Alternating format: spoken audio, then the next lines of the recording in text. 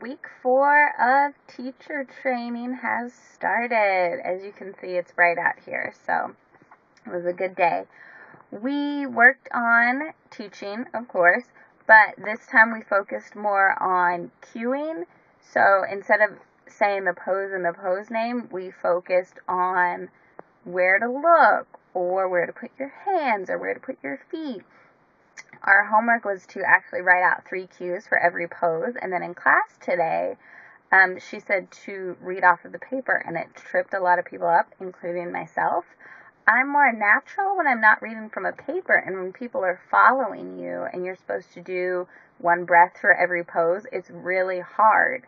So if you are in like push-up position and you've got to wait for somebody to get through 3 points, and we were told to, write it out like we were actually teaching the class. So, of course, it wasn't in bullet points. They were full sentences. So somebody's holding in a push-up, it's really hard.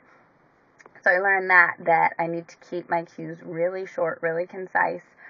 You don't need cues for every single pose. And breath, of course, is always important. So you always have to tell people whether to inhale or exhale, just because some people stop breathing. So that was important. We also discussed, ethics of teaching. So, what to do if somebody passes out in class, which has happened. And since I'm doing a teacher training through a hot yoga studio, that's a very real possibility.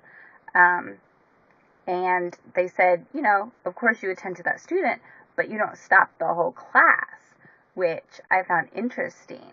Now, of course, you're not going to, practice around the person that's passed out, but I guess I wouldn't really know what to do, if somebody passed out halfway through a class, what do you do for that 30 minutes? So it was just interesting that, you keep going. So tomorrow we are, of course, working again on cueing, but this time making it more fluid, paying attention to the body.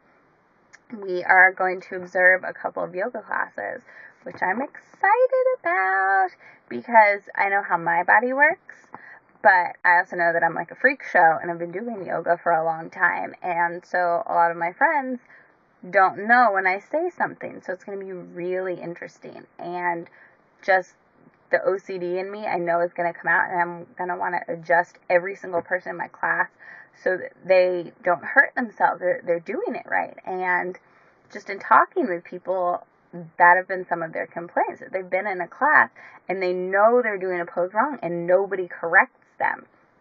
And sometimes it's just because the instructor has so many students, they can't go and adjust every single person. So I know that's going to be my problem, is letting people have their own experience and seeing what it's like for them, and not telling them all the time how they should feel, what they should do, and not talk the entire class. So, all right, I am going to eat now because I'm starving, and I will see you guys tomorrow. All right, bye.